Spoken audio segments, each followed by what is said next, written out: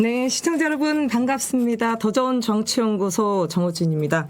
2025년 1월 13일 월요일 정우진의 브리핑 시작하겠습니다. 네, 아유 국화스님 반갑습니다. 이번 주도 활기찬 방송 기대하겠습니다. 늘 감기 조심하십시오 라고 댓글 남겨주셨습니다. 네, 너무 감사합니다. 제가 아닌 게 아니라 지금 감기가 좀 걸렸습니다. 그래서 아마 진행하는 과정에서 다소 목소리가 좀 불편하게 들리실지라도 양해 부탁드리겠습니다. 자, 뭐 이번 한 주도 뜨겁습니다. 아직까지 윤석열 2차 체포영장 집행이 이루어지고 있지 않습니다만 아마도 이번 주 중에 내일 아니면 모레가 점쳐지고 있는 상황입니다. 이 와중에 지금 경호처가 내부 분열 양상을 띠고 있습니다.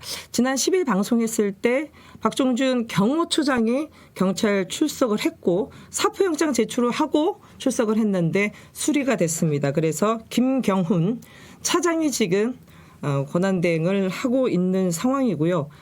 지금 경호처가 집도 가지 못한 채 차량에서 숙식을 해결하고 있으면서 경호처 내에 많은 제보가 쏟아지고 있는 상황입니다. 그리고 급기야 주말 상간으로 해서 와 저는 정말 이게 가당키나 한 일인가라는 생각이 들 정도로 정말 믿기지 않는 일들이 벌어졌지요. 관련돼서 오늘 첫 번째 소식을 다루겠습니다.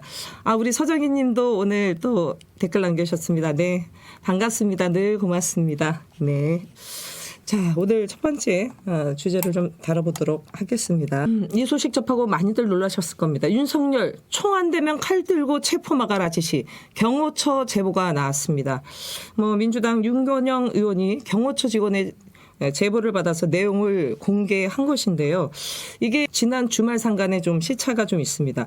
일단 좀 말씀드릴 게 10일, 11일, 12일 3일간에 거쳐서 윤석열이 경호처 간부 등과 함께 식사, 오찬 등을 했다고 합니다.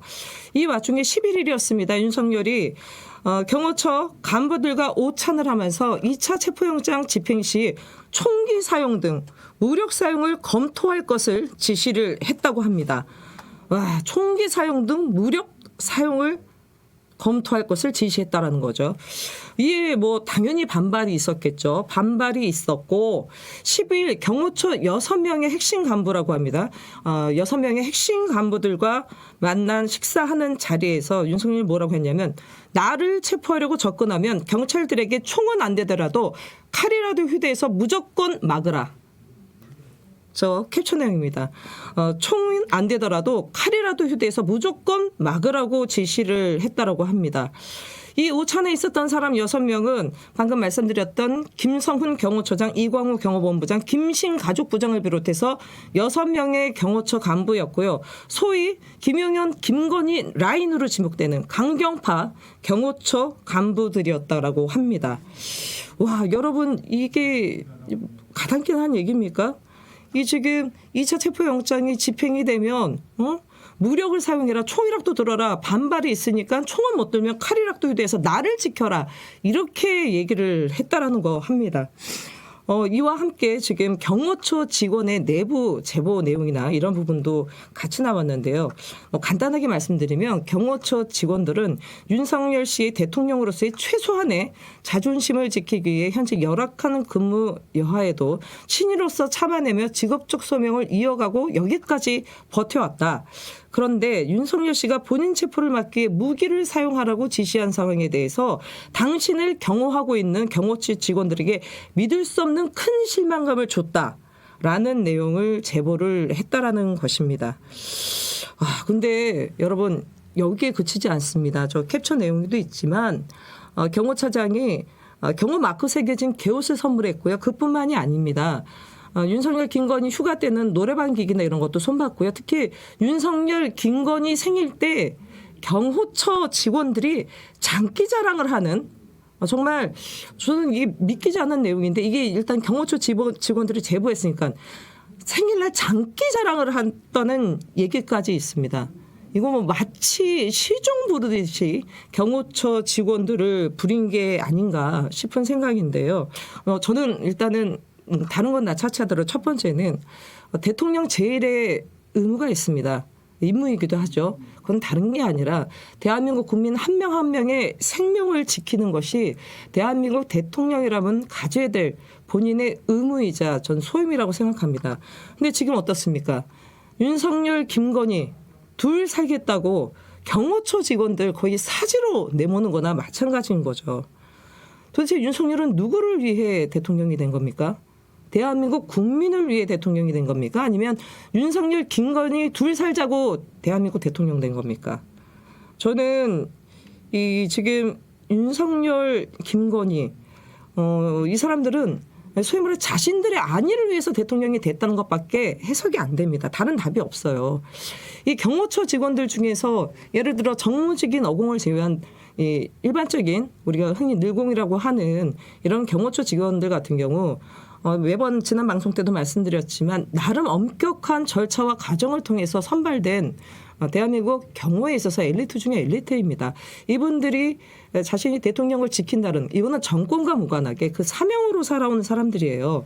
근데 지금 법원이 발부한 체포영장을 가지고 니네들이 나를 위해서 나와 김건희를 위해서 무기를 소지하고 총 안 돼? 그러면 칼이라도 들고 나를 지켜라?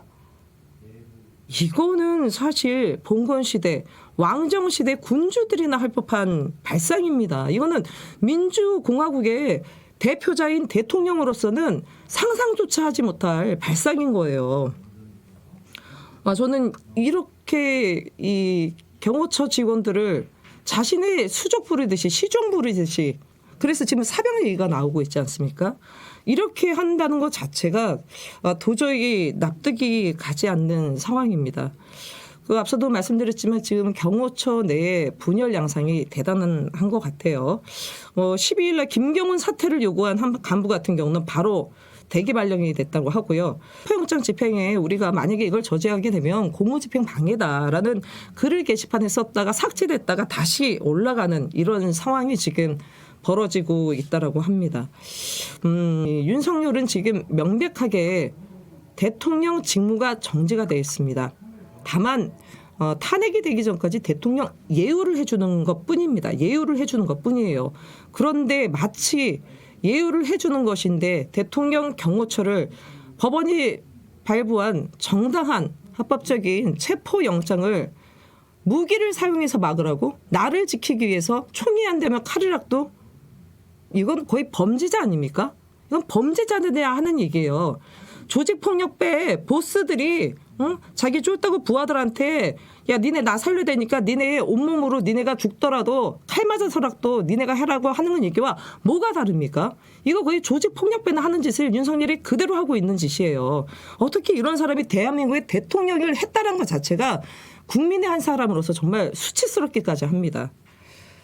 정말 이 시작부터 화나는 얘기인데요.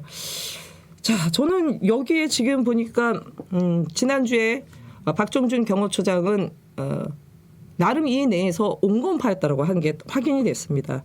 온건파였다는 게 확인이 됐고 김경훈 차장, 이광우 본부장, 김신 가족부장 이 사람들이 윤석열의 아예 찐사병이라고 할 수 있어요. 근데 저는 여기서 분명히 좀 말씀드리고 싶은 게 다수의 경호처 직원들은 지금 그 한남동 관저에 사실상 인질이 돼버린 것 같습니다. 볼모가 되어버린 거죠. 볼모가 돼서 지금 체포영장 집행이 사실 코앞으로 다가오는 속에서 지금 뭐 예를 들어 국가기관 간의 무력 충돌 얘기가 나오는데요. 이렇게 돼서는 안 되는 거죠. 무력 충돌이 아니라 윤석열이 순순히 걸어 나오면 해결될 문제입니다. 그런데 끝까지 한남동 요새에 틀어박혀서 대한민국 정말 누구에게는 아버지이자 누구에게는 아들이자 딸일 수 있는 혹은 어머니일 수 있는 이런 경호처 직원들을 인질 삼아서 사실상 방패막이 하고 있는 거 아니겠습니까? 자, 정말 저는 이게 지금 21세기 대한민국에서 벌어질 일인지 정말 묻지 않을 수 없고요. 지금 너무나도 심각한 이 상황 속에서 전 정말 이 윤석열이라는 사람의 이 멘탈이 도대체 온전한 멘탈인지 다시 한번 묻지 않을 수 없는 게 오늘 오전에 벌어졌습니다. 지금 미국 LA 산불이 뭐 정말 엄청난 피해를 야기시키고 있죠. 윤석열이 오늘 지난 그 무한 제주항공 여객기 참사 이후에 페이스북에 메시지를 남겼습니다. 뭐 전문을 굳이 제가 말씀드릴 이유도 없고요. 핵심적인 것만 말씀드리겠습니다. 미국 국민 여러분께 위로의 마음을 전합니다. LA 교민들이 도움이 필요하다면 정부 차원에서 지원하고 우리 교민 피해를 막는 데도 최선을 다해 주시길 당부드립니다. 이렇게 메시지를 남겼습니다. 인지부조화도 이런 인지부조화가 없습니다. 저는 반사회적 인격 장애, 소위 말해서 사이코패스, 소시오패스 말씀드린 적이 있는데요. 이거는 정말 반사회적 인격 장애가 아닌가 싶습니다.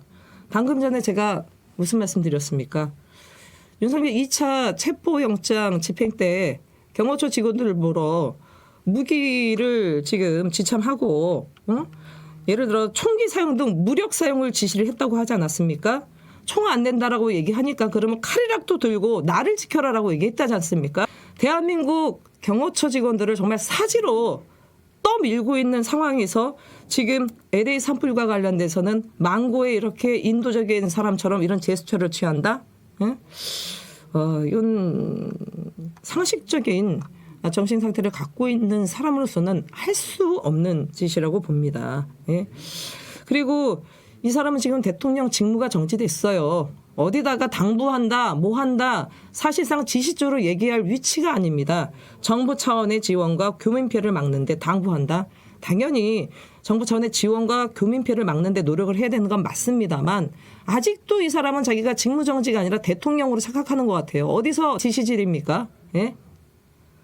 제가 정말 이거 보면서 저는 물론 LA 지금 우리 교민들 그다음에 미국 국민들의 이 피해 정말 막아야 되고 최소화해야 되는 건 맞습니다만 자국민에게 사실상 총뿌리를 겨누라고 사실 또 지시한 거 아니겠어요? 자국민에게 또 총뿌리를 겨누라고 경호처 직원들한테 총 안 대면 칼이라도 들라고 지금 그렇게 지시를 한 당사자가 이런 얘기를 한다?